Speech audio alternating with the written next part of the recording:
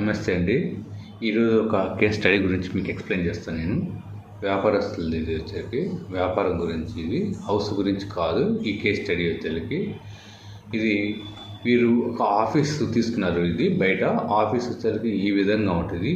ఈ విధంగా ఉన్నప్పుడు వాళ్ళ ఆఫీస్ ఎట్లా ఉంటుందంటే మెయిన్ ఇది ఇది హాలు. ఇట్లా ఎంటర్ అవుతారు. ఇది ఈస్ట్ ఫేసింగ్ మెయిన్.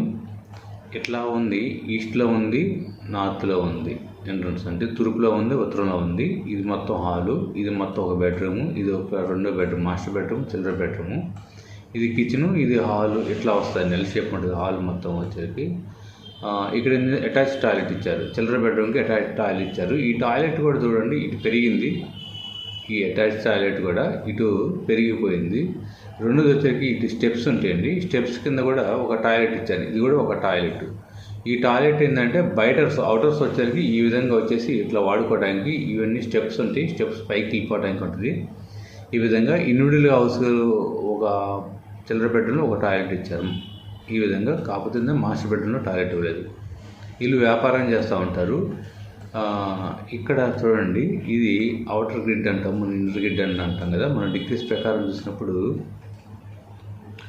ఈ విధంగా వాళ్ళ చెప్పేదా, ఈ విధంగా ఎంట్రన్స్ అయ్యాము మనం. ఈస్ట్ ఫేస్లో ఈ విధంగా ఎంట్రన్స్ అయ్యాము. ఈ విధంగా వచ్చేసి ఉత్తరం ఎంట్రన్స్. ఇది హాలు, ఇది కిచెను, ఇది వచ్చేసరికి మాస్టర్ బెడ్రూము, ఇది చిల్డ్రన్ బెడ్రూమ్ ఉంటుంది. ఇది టాయిలెట్స్ అని చెప్పాము.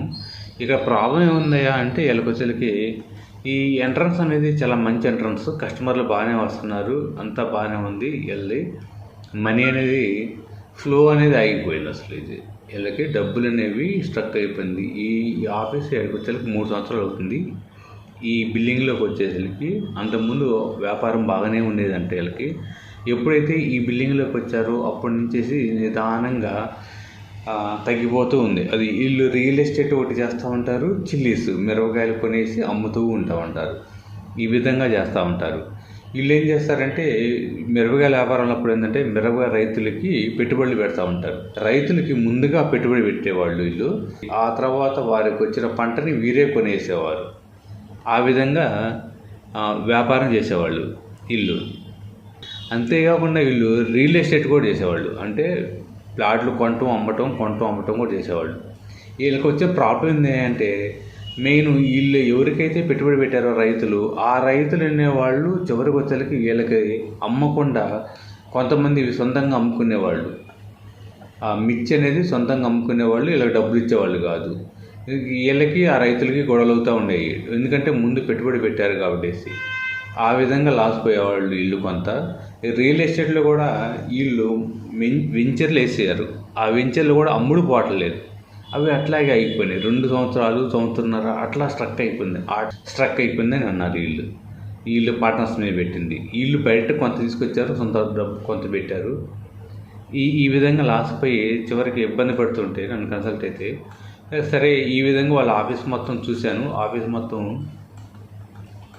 ఈ విధంగా ఉంటుంది. ఇట్లా ఎంట్రన్స్ అవుతుంది. మెయిన్ ఎంట్రన్స్ వచ్చేసరికి ఆగ్నేయం ఎంట్రన్స్ అవుతుందండి. దక్షిణ ఆగ్నేయం ఎంట్రన్స్ అవుతుంది. మెయిన్ ఈ రూమ్లకు ఈ ఎంట్రన్స్ వచ్చేసి దక్షిణ ఆగ్నేయంలోకి వచ్చేసి ఈ విధంగా తూర్పు నుంచి ఎంట్రన్స్ అవుతూ ఉంటారు. ఈ విధంగా ఉంది. సరే ఎంట్రన్స్ అని పక్కన పెడతాము. అసలు మెయిన్ ప్రాబ్లం అనేది ఇప్పుడు మీకు ఎక్స్ప్లెయిన్ చేస్తాను నేను. ఈ విధంగా ఎంటర్ అవుతాం. ఈ విధంగా S3లో ఎంట్రన్స్ అవుతాం. Main gate okay, not bad. Okay, కొంచెం బాగానే ఉంటుంది ఇది. ఇక్కడ కూడా మెయిన్ గేట్ బాగానే ఉంది. ఇది E2 అనేది, ఈ గేట్ అనేది చాలా డేంజర్. వీళ్ళకి వచ్చిన ఇబ్బందులు వచ్చేసరికి ఇక్కడ వస్తుంది. తగాదాలు అవడం కానీ, గొడవలు అవడం కానీ, డబ్బులు ఆగిపోవడం కానీ. ఈ E2 అనేది కొంచెం ప్రమాదకరమైనది. కాబట్టి ఈ ఎంట్రన్స్కి అనేది రెమెడీ చేసుకోమన్నాను. లేదంటే ఈ ఎంట్రన్స్ అని మూసేయమని చెప్పాను. ఈ విధంగా E3 అనేది చాలా మంచి ఎంట్రన్స్. E3, E4 అనేది చాలా మంచి ఎంట్రన్స్. అందువల్ల వీళ్ళు ప్రశాంతంగా ఇప్పుడు ఆల్రెడీ బిజినెస్ అనేది కొంతవరకు రొటేషన్ అవుతుంది. దీనివల్ల కూడా కొంతవరకు బెనిఫిట్ అవుతుంది. ఈ విధంగా వచ్చిన తర్వాత ఏదో క్యాబిన్ ఉంది.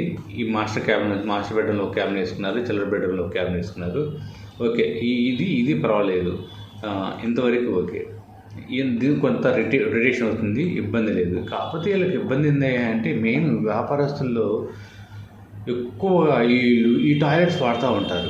ఈ టాయిలెట్స్ వచ్చేసరికి ఇక్కడ చూడండి నార్త్ జోన్లో పడింది వీళ్ళకి. టాయిలెట్స్ అనేది ఖమ్మం వచ్చేసరికి నార్త్లో పడింది. ఈ నార్త్ అనేది నేను ఎప్పటి నుంచో చదువుతాను, చాలా వీడియోలో చదువుతాను. నార్త్ అనేది ఏదైనా ఎవరికైనా సరే నార్త్ అనేది మనకి అవకాశాలు రావడానికి ఉపయోగపడింది. అది ఏ విధంగా అంటే వ్యాపారస్తులకైతేనేమో కొత్త క్లయింట్లు రావడానికి, ఉన్న క్లయింట్లు రిపీట్గా రావడానికి వ్యాపారస్తులకు ఉపయోగపడింది.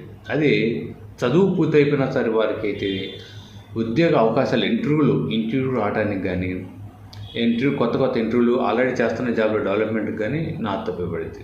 వ్యాపారస్తులకి వ్యాపార అవకాశాలు రావడానికి, చదువుకున్న వారికి ఉద్యోగ అవకాశాలు రావడానికి, వాళ్ళు చేసే వృత్తులను బట్టేసి ఎవరైతే ఏ వృత్తిలో చేస్తారో ఆ వృత్తికి సంబంధించిన అవకాశాలు రావడానికి మాత్రమే ఉపయోగపడుతుంది. అంతేకాకుండా డబ్బుకు సంబంధించిన అవకాశాలు, మెయిన్ డబ్బు, ఏదైనా పనికి సంబంధించింది కానీ, ఏదైనా మీకు బయట నుంచి ఏమన్నా డబ్బు ఇచ్చారు, ఆ డబ్బు రావాలన్నా కానీ ఈ నార్త్ అనేది బాగుండాలి. మీరు బయట ఆల్రెడీ పెట్టుబడి పెట్టారు, మీరు రైతులకి దాదాపుగా ఎక్కువ మొత్తంలో పెట్టుబడి పెట్టారు. ఆ పెట్టుబడి పెట్టి రావాలి కదా, ఆ రావాలంటే ఈ నార్త్ బాగుండాలి. ఇంట్లోకి రావాలంటే ఈ నార్త్ ప్రాబ్లం రావటం వల్ల ఆ మిర్చి రైతులు చాలా ఇబ్బందికరంగా కొంత వస్తుంది, కొంత రావట్లేదు. ప్రతి సంవత్సరం ఇదే పద్ధతిగా లాస్ పోతున్నారు. అంతేకాకుండా ఈ పెట్టిన రియల్ ఎస్టేట్ ఉంది కదా, ఆ రియల్ ఎస్టేట్లు కూడా ఫ్లాట్లు సేల్ కావట్లేదు, వెంచర్లు సేల్ కావట్లేదు. అంటే డబ్బు అనేది రావట్లేదు, అవకాశాలు అనేది రావట్లేదు. అంటే వీళ్ళు పెట్టిన రియల్ ఎస్టేట్లో కొనటానికి కొత్త క్లయింట్స్ అనేవాళ్ళే రావట్లా. వీళ్ళు వేసిన ప్లాట్లకి, ఆ ప్లాట్లు కొనడానికి కొత్త క్లయింట్స్ రావట్లా.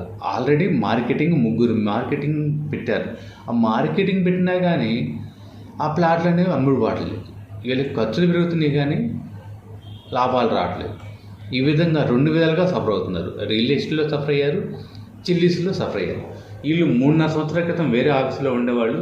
ఆ ఆఫీసులో ఉన్నప్పుడు చాలా చక్కగా జరిగింది వ్యాపారం, అప్పుడు లాభాలు సంపాదించారు, చాలా బాగుంది. ఆ విధంగా ఉంటుంది అనుకున్నారు. ఇక ఎప్పుడైతే వీళ్ళు మారి దీంట్లోకి వచ్చారో చూపించుకోకుండా వచ్చేసారో ఆటోమేటిక్గా ఈ టాయిలెట్స్ అనేవి చాలా ప్రాబ్లం పెట్టినవి. ఈ టాయిలెట్స్ అనేవి ఇక్కడ 2 ఉన్నాయి, ఈ టాయిలెట్. ఈ 2 టాయిలెట్ వల్ల వీళ్ళు బిజినెస్ అనేది రోజుకి డౌన్ అయిపోతుంది. అందువల్ల వీళ్ళు బాగా సఫర్ అవుతున్నారు. నేనేం చెప్పానంటే ఈ టాయిలెట్ అనేది తీసేసేయమని చెప్పేశాను. పూర్తిగా ఈ టాయిలెట్ తీసేసి ఇట్లా క్లోజ్ చేసేయమన్నాను. ఈ వాల్ క్లోజ్ చేసి ఈ కమ్మోడు ఈ మొత్తం తీసేయమన్నాను.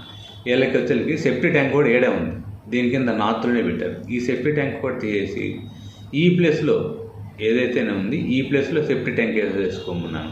ఈ ప్లేస్లో సెఫ్టీ ట్యాంక్ వేసుకొని ఇక్కడ స్పేస్ ఉంది కాబట్టి ఇక్కడ టాయిలెట్ పెట్టుకున్నాను. ఇక్కడ కాకపోయినా సరే ఇంకొక అవకాశం ఏంటంటే ఇక్కడ ఉంది, హాల్లో ఉంది. ఈ హాల్లో టాయిలెట్ చేసుకోమని చెప్పాను. ఇక్కడ తీసేసి ఇక్కడ ఈ టాయిలెట్ చేసి ఇక్కడ మనం టాయిలెట్ అనేది ఇవ్వడానికి అవకాశం ఉంటుంది. ఇంటి లోన టాయిలెట్ అనేది ఈ విధంగా ఇచ్చేసుకొని అవసరమైతే మాస్టర్ బెడ్రూమ్కి అటాచ్ చేసేసుకున్నాను. హాల్లో టాయిలెట్ పెట్టుకోమన్నాను. ఈ విధంగా పెట్టుకోవటం వల్ల ఈ టాయిలెట్స్ తీసేసి ఈ టాయిలెట్ తీయడం వల్ల ఎప్పుడైతే ఈ తీసేసి ఇక్కడ టాయిలెట్ పెట్టుకొని ఇక్కడ సెఫ్టీ ట్యాంక్ వేసుకుంటారో ఈ వీరు పెట్టిన పెట్టుబడి ఏదైతే కోట్ల రూపాయలు పెట్టుబడి పెట్టారో అవి మొత్తము రికవరీ అవుతాయని చెప్పాను. కాబట్టి ఎవరైనా సరే ఒక ఆఫీస్ రన్ చేసేటప్పుడు ఏదైనా సరే ఒక పెద్ద మొత్తంలో పెట్టుబడి పెట్టి ఆఫీస్ మారేటప్పుడు ఎవరైనా సరే ఒకసారి మీ ఆఫీస్ చూపించుకోండి. ఈ ఆఫీస్లో ఇప్పుడు ఆ పాత ఆఫీసులో బాగుంది, డబ్బులు బాగుండే, లాభాలు ఉండే, వ్యాపారం బాగానే ఉందని ధీమాతో కాకుండా కొత్త ఆఫీస్కి కానీ కొత్త ఇంటికి కానీ మారేటప్పుడు ముందు ఒకసారి చూపించుకోండి. మీరు ఖర్చు పెట్టి అంత కోట్లు వ్యాపారం పెట్టి చేసేటప్పుడు ఎంత తీసుకుంటారండి? మెయిన్ 6,000 నుంచి 10,000 రూపాయలు మీకు ఖర్చు అయితే ఒక సిద్ధాంతం తీసుకుంటే 6,000 నుంచి 10,000 రూపాయల లోపల చేసుకుంటారు. మీ డిపెండ్ ఆన్ ట్రాన్స్పోర్ట్ బట్టేసి మ్యాక్సిమం తీసుకుంటే ఒక 10,000 ఖర్చు. ఇన్ని కోట్లు పెట్టి వ్యాపారం చేసినప్పుడు ఈ విధంగా కోట్లు స్ట్రక్ అయిపోయింది, మనశ్శాంతి లేకుండా పోయింది, హెల్త్ ప్రాబ్లమ్స్ వస్తాయి మీకు ఈ విధంగా ఉన్నప్పుడు.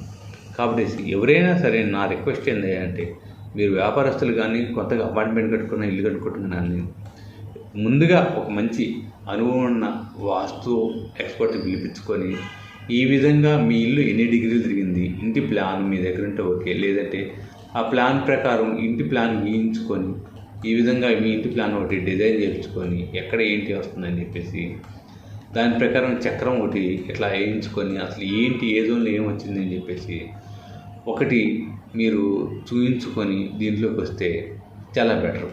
వీళ్ళు భరవాసాగా ఏముందిలే, కొత్తగా కట్టిందిలే, వచ్చిందిలే, బాగుందిలే అని వెళ్ళటం వల్ల వీళ్ళు ముగ్గురు పార్ట్నర్స్ ఎవరైతే ఉన్నారో కోట్ల రూపాయలు పెట్టేసి వాళ్ళు సఫర్ అవుతున్నారు, ఇంట్లో వాళ్ళని సఫర్ చేస్తున్నారు.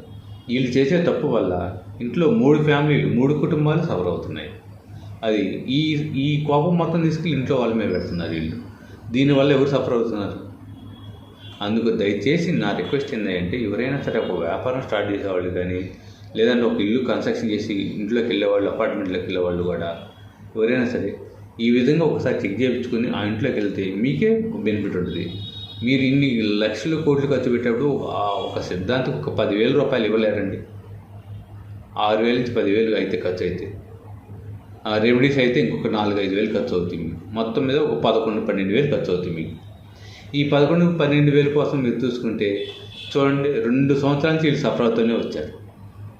కాబట్టి దీంట్లో కూడా ఇంకా చిన్న చిన్న దోషాలు ఉన్నాయి, అవి కూడా వాళ్ళకి ఎక్స్ప్లెయిన్ చేశాను.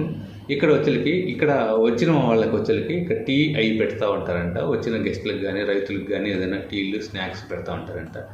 ఇక్కడ పూజా రూమ్ కానీ కిచెన్ కానీ వంటగది కూడా చిన్న చిన్న మార్పులు చెప్పాను నేను. ఈ సౌత్ ఈస్ట్ ఇవ్వండి లిక్విడ్ క్యాష్ అండ్ లిక్విడ్ కూడా ప్రాబ్లం ఉంది. ఇక్కడ ఏంటంటే వాటర్ షింక్ వచ్చింది. ఇక్కడ ఫైర్ జోన్లోకి వాటర్ ఎప్పుడు వాడుతూ ఉంటారు, కడుగుతూ ఉంటారు. దీనివల్ల కూడా వీళ్ళకి అనేది ప్రాబ్లం అనేది ఎక్కువ వచ్చేసింది. అప్పుడు ఏం చేశానంటే ఈ షింక్ అనేది తీసేయండి, ఈ పొయ్యి అనేది ఇటు జరుపుకోండి.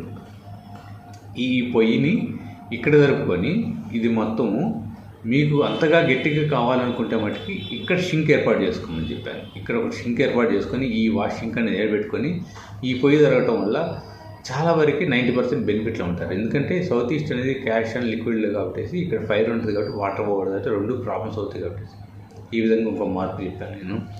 ఇక్కడ కౌంటర్ వచ్చింది. ఇక్కడ కౌంటర్ కూడా డైరెక్షన్ ఒకటి రాంగ్ డైరెక్షన్ వేశారు, అది ఓకే. ఇక్కడ మెయిన్ బ్యాంకింగ్ సపోర్ట్ జోన్, ఇది మెయిన్ బ్యాంకింగ్ సపోర్ట్ జోన్లో వేస్టేజ్ మొత్తం పెట్టేశారు.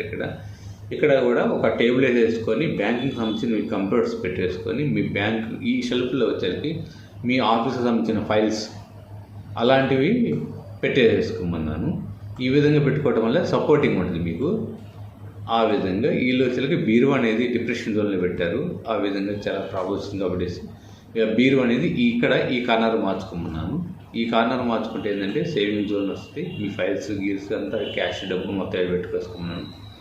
ఈ విధంగా చిన్న చిన్న మార్పులు చెప్పాను. కానీ ఈ ఆఫీసులో వాళ్ళకి మెయిన్ ప్రాబ్లం ఏంటంటే ఈ నార్త్ బాత్రూమ్స్ రావడం వల్ల వీళ్ళు పెట్టుబడులు పెట్టిన కోట్ల రూపాయలు కూడా బయటే స్ట్రక్ అయిపోయి ఆ రైతులతో వీళ్ళు గొడవలు పడటము, ఈ రిలేషన్స్లో వీళ్ళు వేసిన వించెలు అమ్ముడు పోకపోవటము, మార్కెటింగ్ పెట్టినా కానీ అమ్ముడు పోవటం వల్ల వీళ్ళు చాలా సఫర్ అవుతున్నారు.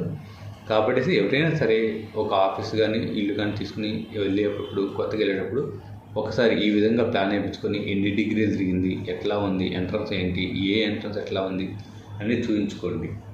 ఓకే అండి, థ్యాంక్ యూ అండి.